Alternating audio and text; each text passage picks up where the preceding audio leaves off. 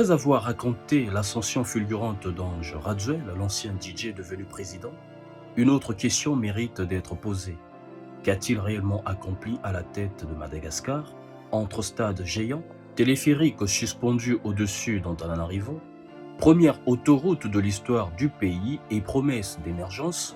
Son bilan est aussi impressionnant que controversé. Quand Ange Radzouel revient au pouvoir en 2019, il promet une chose, faire entrer Madagascar dans une nouvelle ère.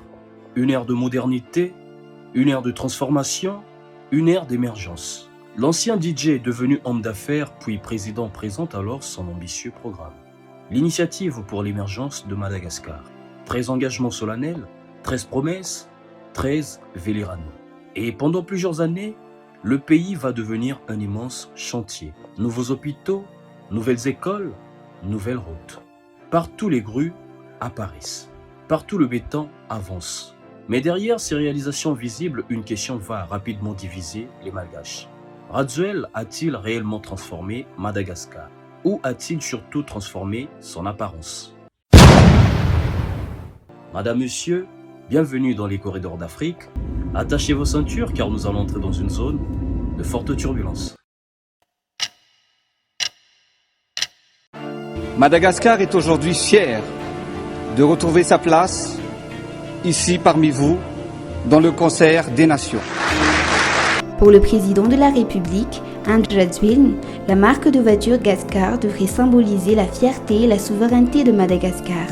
Le lancement de cette nouvelle marque à la veille de la célébration du 60e anniversaire de l'indépendance n'est donc pas fortuit.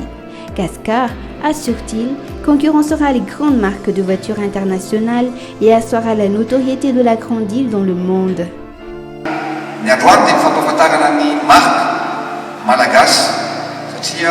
Tsika moa nazo hoe Madagascar, Gascar dia nataontsika fonona ary za mihitsy moa safidy an'ilay anarana hoe gasy satria tsika koa mijery amin'ny ireo mpanjifa ireo mila an'izay ny fitaovantsika any ivelany satria ny zavatra atao dia mamokatra aloha tsika amin'ny filan'ny malagasy fa mieritreritra ihany koa tsika ny anondrana manerana ny Afrika sy manerana an'izao tontolo izao. Zay nataontsika ny hoe gasy dia natonga an'ilay hoe kara ohatrany hoe kara fiara zany. Ny mampalaza antsika dia ny omby na ny armoirie-ny République raha mahita ianareo dia misy an'io lohan'omby io eo amin'ny armoirie ny République. Nampalaza antsika ihany koa ny barea izay omby ihany koa ary mino sy manantena nametrahantsika an'izao lohan'omby izao dia marika ny vita malagasy ary mino sy matoka fa tsy mifanalavitra ny Toyota na ny fiara ho ataontsika na ny vokatra ho ataontsika ary vonona ifaninana amin'ny marika avy any ivelany. Pour démarrer pourtant, la voiture ne sera pas totalement made in Madagascar. Comme il s'agit d'un joint venture entre 3 entités, la partie malgache ne s'occupera pour démarrer que du montage. Le moteur et les pièces seront encore fabriqués en Chine et la technologie sera encore allemande. L'usine qui assemblera tout cela ne devrait pas tarder à démarrer.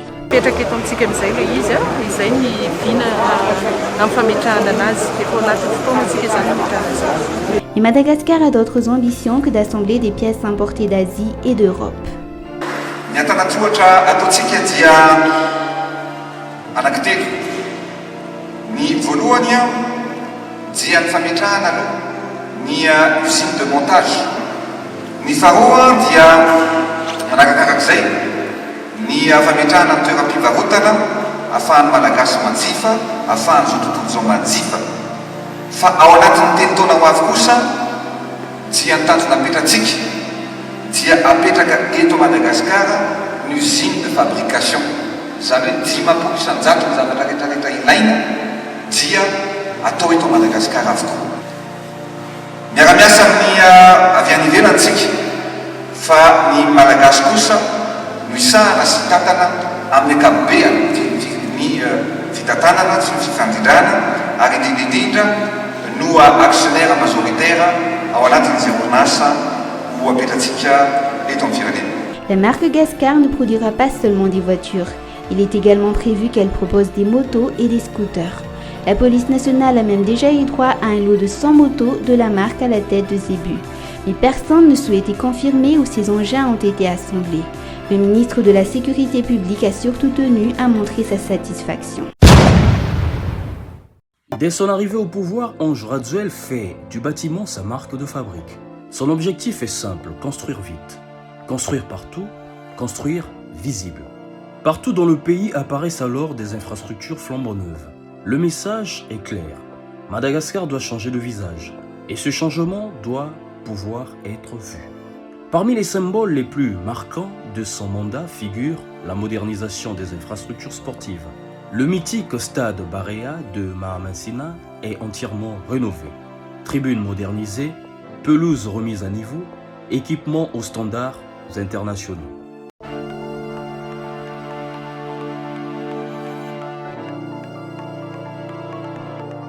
Il y a un très beau projet en ce qui concerne le stade national ici à Tananarivo. C'est important de refaire ce stade dans la capitale, un vrai stade national, ça doit devenir une fierté de tout un pays.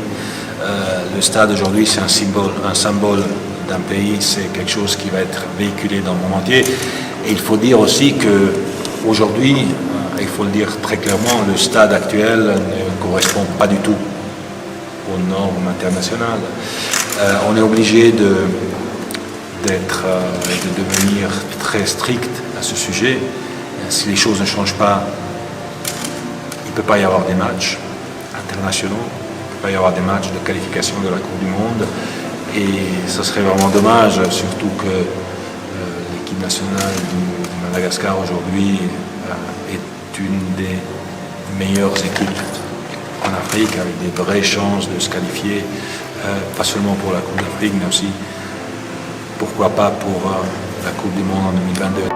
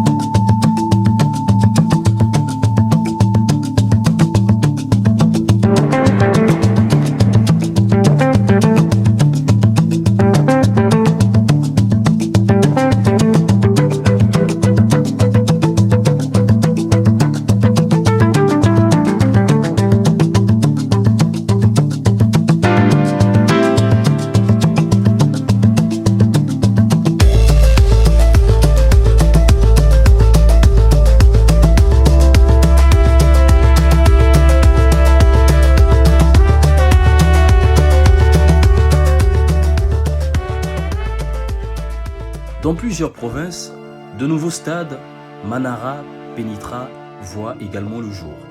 Pour les supporters de Barea, la sélection nationale, c'est une source de fierté.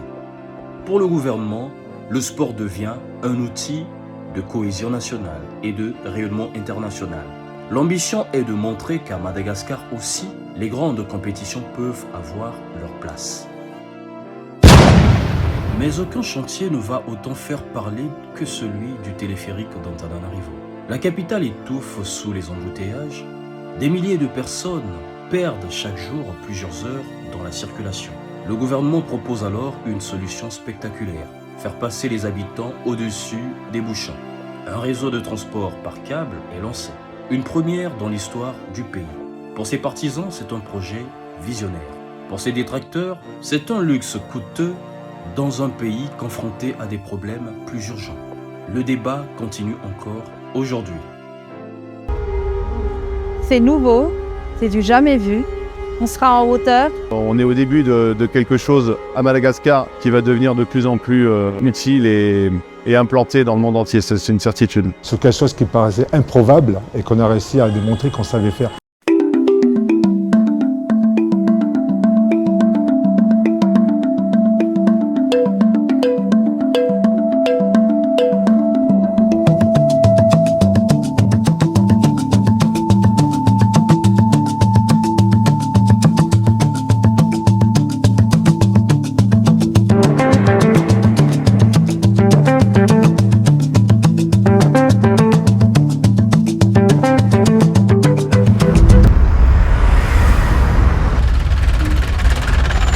La capitale Tana est complètement engorgée. Parce qu'aujourd'hui, si vous voulez, les routes qui ont été faites il y a 50 ans ou 60 ans sont plus du tout adaptées à la circulation, à la vie d'une grande capitale comme Antananarivo. L'emprise foncière est tellement forte qu'élargir des routes, c'est pratiquement impossible, c'est devenu impossible. Et après beaucoup de réflexions, on a pensé à un système de transport par câble qui permet d'avoir une emprise foncière très faible au sol. Pour comparaison, en fait, actuellement, on peut mettre de Anous à Ambatoubé quasiment 3 heures quand il pleut. Avec le téléphérique, Anous-Ambatoubé, ce sera 30 minutes.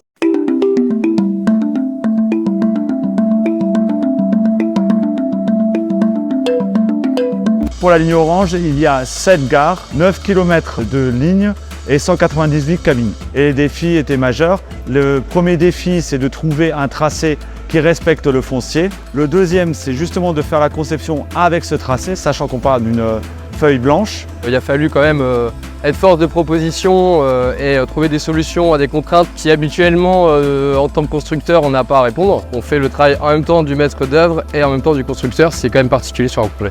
Le troisième défi, c'est de travailler avec notre partenaire Poma et de réussir ensemble à faire un projet de téléphérique. En fait, Poma dimensionne et dessine tout son système en 3 dimensions. Il nous a envoyé ses maquettes numériques et nous, on a pu construire, dessiner le béton en 3 dimensions autour de ces structures.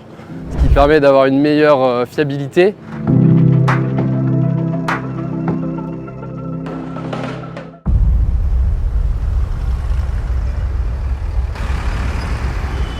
Alors là, c'est le montage du pylône numéro 32. Sur ce type de montage, c'est toujours difficile parce que c'est du travail en hauteur. C'est le premier transport par câble pour le groupe Colas en partenariat avec Poma.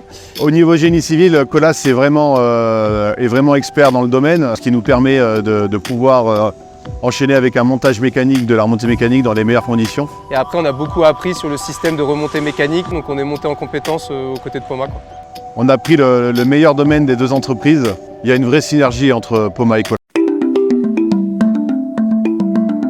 On a un point qui est spécifique à Colas Madagascar, c'est qu'on monte les têtes en un seul levage. On prépare la tête à 100% au sol, on fait ce levage en totalité et on pose ça en haut des fûts. Ça permet de couvrir tous les domaines de compétences de Colas Madagascar notamment.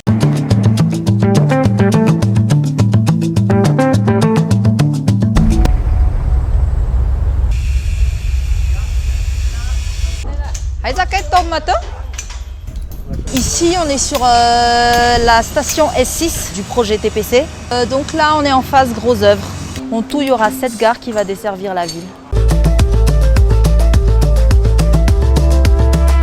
Alors la difficulté particulière, c'est surtout la partie quai de gare. C'est la structure qui va prendre toute la remontée mécanique. C'est un chantier de précision, car on a déjà 0 marge d'erreur par rapport à l'altimétrie. C'est pour ça qu'on travaille étroitement avec les géomètres. Mon challenge ici, c'est surtout de faire respecter tout ça, surtout la sécurité. L'objectif, c'est 0 accident. Pour cela, donc, je dois faire des échanges de sécurité, vérifier donc, que toutes les procédures et les consignes sont bien appliquées sur site.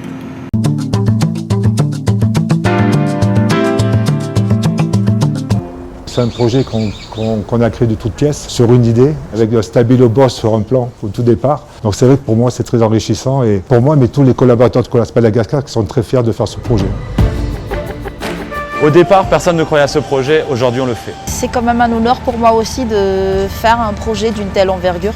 On apporte le progrès, on permet aux gens de pouvoir se déplacer beaucoup plus facilement. C'est en train de se développer. C'est un vrai savoir-faire, donc c'est bien. Je pense qu'effectivement, ça risque d'être dans les guides touristiques de Madagascar de faire un petit tour en survolant Tana. Le ticket coûtera 4 000 arrières, soit environ 80 centimes d'euros. C'est 6 fois le prix d'un ticket de bus. Le téléphérique sera donc inaccessible pour la majorité de la population, dont le salaire minimum est d'environ 50 euros par mois. On n'a pas d'eau, on n'a pas d'électricité. Quand on a de l'eau, c'est de la boue qui sort du robinet alors qu'on paye toujours les factures. Pourquoi ne pas d'abord résoudre ces problèmes sociaux? Non, pour moi, le téléphérique, ce n'est pas du tout une priorité.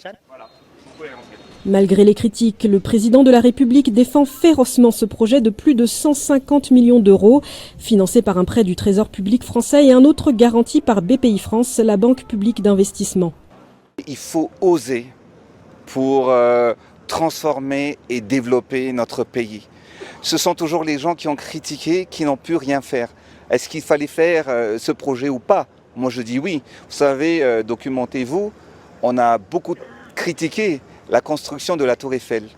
Mais maintenant, qu'est-ce qui attire les touristes en France? C'est pas la Tour Eiffel.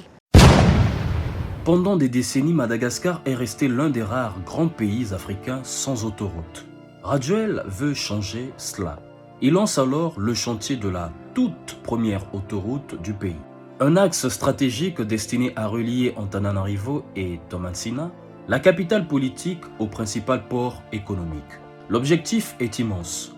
Réduire les coûts logistiques, accélérer les échanges, stimuler la croissance. Pour beaucoup de Malgaches, ce projet représente un symbole. Celui d'un pays qui cherche enfin à rattraper son retard en matière d'infrastructure. Alors que le coup d'envoi des travaux de construction d'une autoroute à Madagascar a été lancé samedi, les habitants de la capitale Antananarivo sont divisés face à l'arrivée de la grande artère. Cette autoroute, la première du pays, reliera la capitale à Tamatave, où se trouve le centre économique et le plus grand port du pays, sur 260 km de long. Le gouvernement malgache espère ainsi réduire le trafic et les émissions de CO2 du pays. L'autoroute va nous permettre de désengorger la route nationale numéro 2 parce qu'en fait, on estime que le trafic va être multiplié par 5 dans 3 ans à venir. Donc, ce sera invivable pour la route nationale numéro 2 d'absorber encore une fois ce surplus de trafic. La société égyptienne Samkret sera chargée de ce projet de 4 ans pour un budget de près d'1 milliard de dollars. La circulation sera plus rapide, les voitures ne consommeront pas beaucoup d'essence et le transport des marchandises de l'intérieur et de l'extérieur sera plus fluide et plus rapide. Nous sommes en pleine période de repiquage du riz, juste au moment où nos rizières seront détruites, et nous attendons que l'État prenne des mesures pour nous, agriculteurs. Dans tous les discours, aucun fonctionnaire n'a parlé des agriculteurs. Le tracé présenté au public en juillet dernier traverse 2 aires protégées, des cours d'eau et plusieurs centaines d'hectares de cultures. C'est la première fois qu'un projet présidentiel implique la destruction d'aires protégées. La première pierre a été posée samedi lors d'une cérémonie organisée dans la commune de Talata Volonondri, où seront effectués les premiers ouvrages de cette infrastructure. Cette autoroute qui va lier la capitale au port principal, le centre économique du pays, facilitera énormément de choses, diminuera un trajet de 11 heures vers un trajet de 2 heures et demie. il pourra aider à diminuer l'émanation de CO2 de 25 à 30%. La première phase des travaux devrait durer 4 ans et s'achever en 2023, date de fin de mandat du président actuel, Andry Rajoelina. C'est dans cet esprit qu'est lancé le projet Tanamakwa, une vaste extension urbaine destinée à désengorger Antananarive. Nouveaux logements, nouveaux quartiers, nouveaux espaces économiques. L'ambition est de présenter la croissance démographique future de la capitale, une vision qui rappelle celle des grands projets des villes nouvelles développées dans plusieurs pays émergents. La santé devient également l'un des piliers du programme présidentiel. Dans plusieurs régions, de nouveaux hôpitaux modernes sont construits. Le gouvernement les présente comme des établissements Manara Penitra, autrement dit, des infrastructures répondant aux normes modernes. Des centres de santé de base sont également implantés dans plusieurs localités. L'objectif est de réduire les inégalités d'accès aux soins entre les grandes villes et les zones rurales. Dans le domaine de l'éducation, la stratégie est similaire. De nouvelles écoles primaires et de nouveaux collèges sont construits. L'architecture change, les équipements évoluent. Dans certaines zones pilotes, les outils numériques et des tablettes sont introduits. Chaque rentrée scolaire est également marquée par une importante distribution de kits scolaires. Cahiers, stylos, dictionnaires et faits scolaires. Pour des millions de familles, cette aide représente un soulagement financier non négligeable. Aucun développement n'est possible sans énergie. Le gouvernement cherche alors à réduire la dépendance aux centrales thermiques coûteuses. Alors, des projets solaires sont lancés, de nouvelles installations hydroélectriques sont développées. L'objectif est de renforcer le réseau de la Jirama et de sécuriser l'approvisionnement énergétique. Patience, c'est ce que le chef de l'État demande aux abonnés de la Jirama qui sont obligés de vivre un délestage tournant pendant quelques semaines. Depuis l'arrêt de la production de la centrale d'Indekalek, qui fournit près de 40 à 50% de l'électricité à Antananarivo et ses environs, il y a au moins un gap quotidien de 50 MW sur les besoins quotidiens du réseau interconnecté d'Antananarivo. Au quotidien, la consommation sur le RIA est estimée à environ 215 à 220 MW pendant les heures de pointe selon la Jirama. En attendant qu'Indekalek et ses 90 MW produisent à nouveau de l'énergie, d'autres centrales prennent le relais de la fourniture en électricité pour ce réseau, dont la ville d'Antananarivo. Les principaux fournisseurs sont les 3 centrales thermiques d'Ambumanamboul de la société turque Aksaf qui propose 58 MW. La turbine à combustion de Jovena avec 34 MW et le CTA2 qui produit 25,4 MW. Ensuite, il y a la centrale thermique de Manchester, gérée par la société américaine Symbion Power. La production des 4 groupes de cette centrale qui fonctionnent au fioul lourd, mais dont 2 ne sont pas pour l'instant fonctionnels, s'élève à 20 MW. Puis, il y a la centrale hydroélectrique Manjak qui fournit 16 MW. Celle d'un Telmit avec 8 MW, celle de Tianspanir et ses 3,6 MW, ainsi que celle de Saanivuch avec ses 8 MW. Outre ces centrales thermiques ou hydroélectriques, la centrale solaire d'Ambupionen fournit aussi 12 MW pour le RIA. Afin de renforcer cette production, une autre centrale hydroélectrique, celle de Farahanzan, sera prête d'ici peu. Pour Indekalek, il faut encore attendre le mois de juin pour que la production d'électricité revienne à la normale. En plus des 66 agents de la Jirama à Indekalek, 50 ouvriers et techniciens y sont envoyés en renfort pour accélérer la restauration de la production d'énergie, comme le rapporte le directeur général par intérim. D'après le chef de l'État, une fois les travaux terminés, Indekalek pourra produire plus de 120 MW avec le nouveau groupe installé. Inona ny zavatra ho atao zany a, ny zavatra ho atao zany dia miasa andreo manalina ny mpiasa amin'ny Jirama, teknisianina rehetra ao, efa tonga eto ihany koa ao amin'ny Sino Hydro, zay hanamafy ny asa atao eto amin'ny fametrahana 4e groupe sy ny hamelomana ny groupe numéro 1, groupe numéro 2, groupe numéro 3. Ny totalin'ireo moa zany dia 128 MW rehefa vita tanteraka izy ireo. Mais malgré ces investissements, les coupures d'électricité continueront de hanter le quotidien de nombreux malgaches. Et c'est précisément là que commenceront certaines des critiques les plus virulentes. Il y en a marre des coupures d'électricité tous les jours. Il y en a marre. Dans le sud de Madagascar, la sécheresse frappe régulièrement. Le kéré, un mot qui évoque la faim, la détresse, la survie. Face à cette réalité, le gouvernement lance un vaste projet d'adduction d'eau potable. Des dizaines de kilomètres de conduites sont installés. L'objectif est simple, faire parvenir l'eau là où elle manquait depuis des générations. Pour les populations concernées, il s'agit de l'un des projets sociaux les plus importants du mandat. Radzuel veut également réduire la dépendance du pays aux importations. Il lance alors le programme ODOF, One District, One Factory. Une usine, un district. Une ambition, transformer localement ce qui était jusque-là importé ou exporté à l'état brut. Mini-sucrerie, huilerie, unité de transformation agricole, l'idée est de créer des emplois tout en renforçant la souveraineté économique. La minoterie de l'océan Indien, ou LMOI, a été officiellement inaugurée ce mercredi à Tuamasin, avec une production de 500 tonnes par jour. Avec un objectif de 1200 tonnes par jour en 2021, la LMOI fournira les matières premières de certaines industries agroalimentaires, mais aussi les boulangeries et les ménages. En fournissant aux usines agroalimentaires leurs principales matières premières, la LMOI va pouvoir faire baisser les prix des produits de consommation sur le marché, notamment le prix du pain. Elle va aussi pouvoir offrir aux Malgaches des produits de meilleure qualité, faire rentrer les impôts et créer des emplois. Aujourd'hui, 250 personnes travaillent au sein de la LMOI. Toutes les importations ni à Maurice, nous à Nice, ni na match, ni pâte alimentaire à Madagascar, qui m'a parlé de ça, mana industriel, mana natandrara, mais va dire, manavatra à Vianiville, mais ça quelque au Maurice. Misy siny usine reny dia anisan'izany tena zavatra ilaitsika satria mampitana ny vidiny zavatra ilaitsika. Zay Madagascar dia manafatra lafarine 250 000 tonnes. Manafatra fontsika.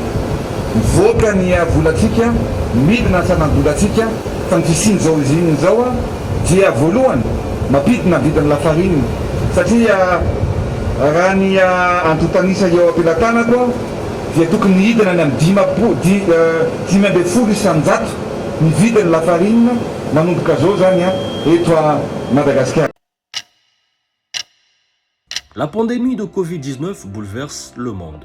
Madagascar tente alors de développer ses propres réponses. Dans ce contexte naît Pharmalao, une industrie pharmaceutique nationale destinée à réduire des médicaments génériques, mais aussi à valoriser certaines ressources thérapeutiques locales.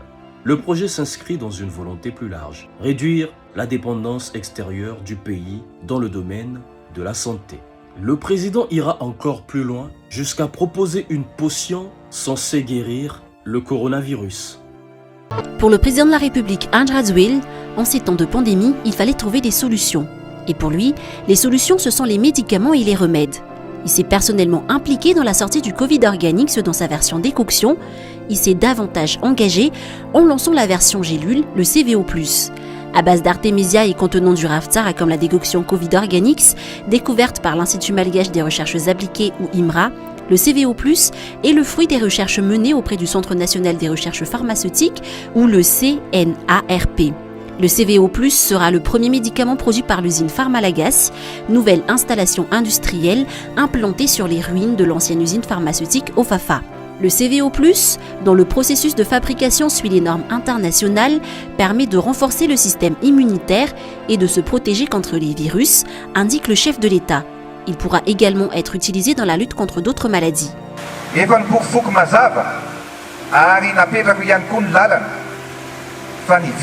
Sy ny tanjona etsika anarenana sy ampandrosoana firenena dia mazava tsara. Anisan'izany ny industrialisation de Madagascar. Izany hoe ny fanamby ao anatin'izany dia ny hoe ny zavatra rehetra ilain'ny malagasy dia mila vokarina, amboarina sy ahodina eto Madagascar. Ampiasaina edina amin'ny aretina dengue sy ny bilharziose ny CVO+. Manamaivana sy manasitrana ny aretina hafa taky ny aretin-kibo. Manamaivana ihany koa ny fanaitaina ny vehivavy rehefa fatibolana. Marobe ny vokatsoa azo avy amin'ny CVO+, izay tsy voatanisa eto. Ary rehefa vokarina eto an-toerana dia mazava ho azy fa mirary ny vidiny. Produit sur place avec des matières premières locales, Les produits de Pharmalagas seront vendus à prix abordable, a souligné le président de la République. Comme les décoctions, il y aura le CVO+ préventif et le CVO+ curatif. Mais si le CVO+ préventif peut être obtenu librement, le CVO+ curatif nécessite une ordonnance. Le Covid Organics est bien évidemment un remède préventif et curatif contre le Covid-19 qui fonctionne très bien. Mais le soi-disant antidote est moins solide que son aplomb. En juillet 2020, le nombre de contaminations sur l'île est multiplié par 4 en un mois. Le président doit se résoudre et quelques mois plus tard, il fait acheminer 250 000 doses de vaccins. Madagascar possède d'immenses ressources minières. Pourtant, une grande partie de la population estime ne pas bénéficier suffisamment de cette richesse. Le gouvernement engage alors une révision du code minier. L'objectif affiché, augmenter les revenus perçus par l'État, renforcer les retombées économiques locales et mieux valoriser les ressources naturelles nationales. Malgré tous ces chantiers, les critiques ne cessent de grandir. Car pendant que les stades sortent de terre, les coupures d'électricité persistent, les pénuries d'eau continuent et la pauvreté touche encore une immense majorité de la population. Les opposants accusent le pouvoir de privilégier les projets spectaculaires plutôt que les urgences du quotidien. Des organisations citoyennes affirment également que de nombreuses promesses des Velirano n'ont jamais été totalement réalisées. Peu à peu, l'écart entre l'ambition affichée et les attentes populaires devient un sujet central du débat national. Alors comment juger Ange Radzuel? Pour ses partisans, il restera le président qui a modernisé l'image de Madagascar. Le président des stades, des hôpitaux, des écoles, des autoroutes, des grands projets. Pour ses détracteurs, il restera le président des infrastructures visibles, mais des résultats insuffisants face aux difficultés quotidiennes de la population. Une chose est cependant certaine, peu de dirigeants malgaches auront autant marqué le paysage urbain et architectural du pays. Et encore aujourd'hui, son héritage continue de diviser profondément Madagascar. Car au fond, la véritable question demeure. Un pays se développe-t-il d'abord par ce que l'on voit ou par ce que vivent réellement ses citoyens? C'était les Corridors d'Afrique, au cœur d'Afrique. N'oublie pas de t'abonner si ce n'est pas encore fait à la chaîne, c'est gratuit pour nous soutenir. D'activer la cloche de notification pour ne rien manquer de nos prochaines publications. De nous dire dans les commentaires ce que tu en penses. D'ici là, portez-vous bien, on se dit à très vite pour un nouveau Corridor.